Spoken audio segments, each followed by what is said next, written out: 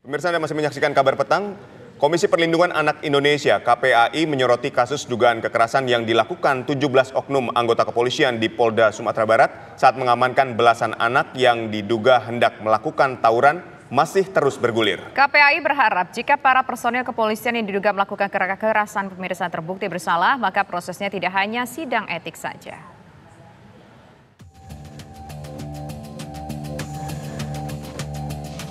Kasus dugaan kekerasan yang dilakukan personel kepolisian di Polda Sumatera Barat saat mengamankan belasan anak yang diduga hendak melakukan tawuran pada 9 Juni lalu masih terus bergulir. Polda Sumatera Barat sudah memeriksa 40-an personel, 17 diantaranya dinyatakan bersalah karena melanggar kode etik saat menangani dan menangkap 18 anak pelaku tawuran. Saat kejadian itulah, Afif Maulana yang diduga ikut dalam kelompok tawuran ditemukan tewas di aliran sungai bawah Jembatan Kuranji, Kota Padang dengan luka lebam di tubuhnya. Komisi Perlindungan Anak Indonesia (KPAI) turut menyoroti kasus tewasnya Afif dan dugaan kekerasan yang dilakukan terhadap anak-anak lainnya. Komisioner KPAI Dian Sasmita berharap jika 17 personel kepolisian yang diduga melakukan kekerasan terbukti bersalah, prosesnya tidak berhenti dalam sidang etik. Harapan kami tidak hanya berhenti di sidang etik, karena yang dilakukan terhadap anak-anak itu sudah wujud kekerasan, mulai menendang, menyudut rokok, kemudian pakai elektrik gun yang tadi disampaikan, itu sudah bentuk wujud kekerasan karena mengakibatkan penderitaan fisik, psikis. Nah, ini perlu ditindaklanjuti, tidak berhenti di kode etik. KPAI juga meminta pemerintah daerah untuk hadir dalam kasus kekerasan terhadap para anak ini. Kehadiran pemerintah daerah dibutuhkan untuk dukungan rehabilitasi, tak hanya fisik namun juga psikologis dan sosial. Dari Padang, Sumatera Barat, Wahyudi Agus, TV One mengabarkan.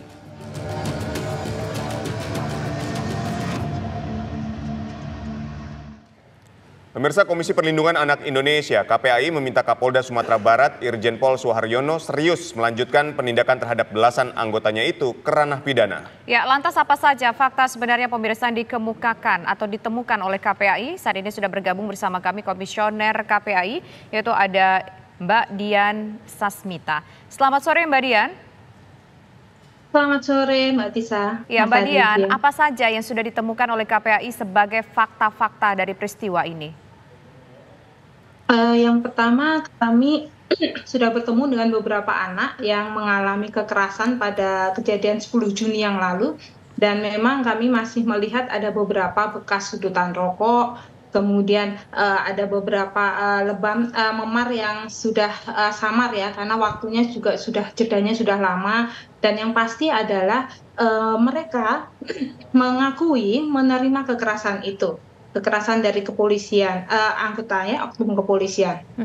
Nah, bahkan anak-anak tersebut bisa bercerita di mana lokasinya, masih mengingat juga wajah-wajah yang melakukannya. Artinya adalah kejadian tersebut sangat traumatis bagi benak anak, sehingga penderitaan yang dialami anak tidak hanya sebatas fisik, tapi juga psikis. Nah, ini makanya kami sebenarnya mendesak kepada kepolisian supaya lebih objektif, tidak berbasis pada pengakuan semata, namun juga perlu ada visum psikiatrum untuk para korban ini. Karena lukanya kemarin kami mendapat informasi mereka korban belum ada satupun yang divisum. Makanya kita mendorong ada visum psikiatrum, di mana supaya bisa tergambarkan situasi anak pada saat kejadian, kemudian saat kondisi sekarang seperti apa, bagaimana dampaknya terhadap anak. Ini perlu sekali untuk mendukung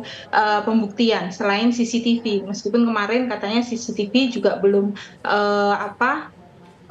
datanya belum bisa atau gimana seperti itu. Kami menunggu supaya ada langkah berikutnya untuk mengolah data di CCTV tersebut, karena kita tahu itu terjadi di halaman depan. Tentunya ada CCTV di lokasi-lokasi sekitar yang perlu juga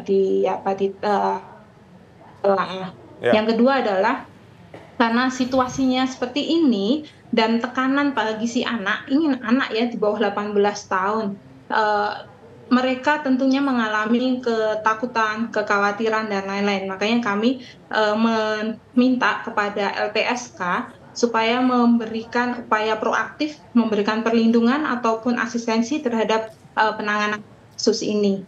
Baik, Mbak Jadi Dian, ini kerja semua pihak. Ya. dari foto-foto yang beredar ini kan sudah sangat nampak ya luka bekas sundutan rokok atau luka bekas penyiksaan yang dilakukan oleh katakanlah oknum anggota kepolisian misalnya. Sampai saat ini kenapa visum itu belum dilakukan? Itu kami kurang tahu, itu di pihak kepolisian sendiri ya.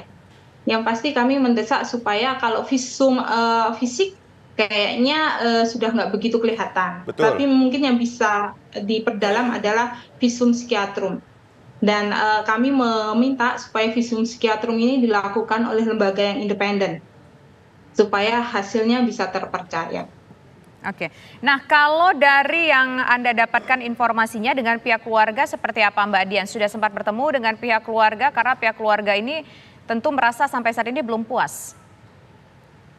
Membutuhkan rasa keadilan. Kalau keluarga anak AM sendiri memang tentunya, belum ya, karena belum, ada juga statement menyatakan bahwa AM ini korban dari korban pembunuhan ataupun apapun kekerasan. Karena fakta yang disampaikan pihak kepolisian, AM ini, lompat, seperti itu.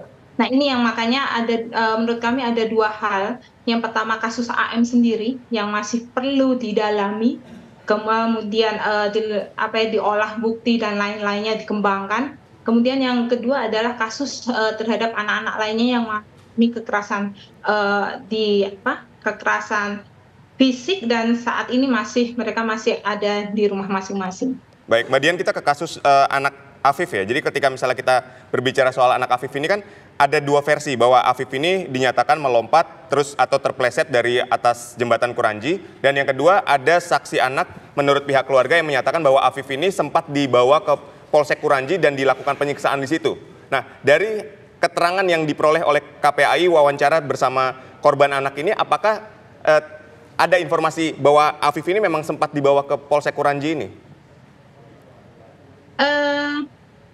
Kami mendengar dari salah satu saksi anak yang menyampaikan bahwa dia melihat anak AM ada di lokasi Polsek Kuranji.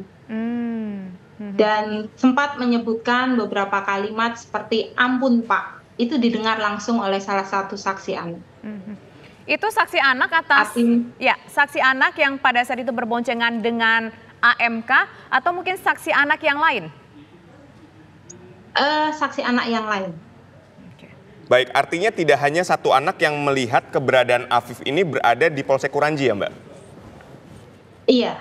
Ya, Mbak Dian di sini kan Mbak Dian, di sini kan juga dikatakan bahwa polisi sudah mendapatkan keterangan dari Aditya, orang yang terakhir kali bersama dengan Afif, berboncengan dengan Afif, teman dekat Afif, mereka nonton bola bareng pada malam hari itu.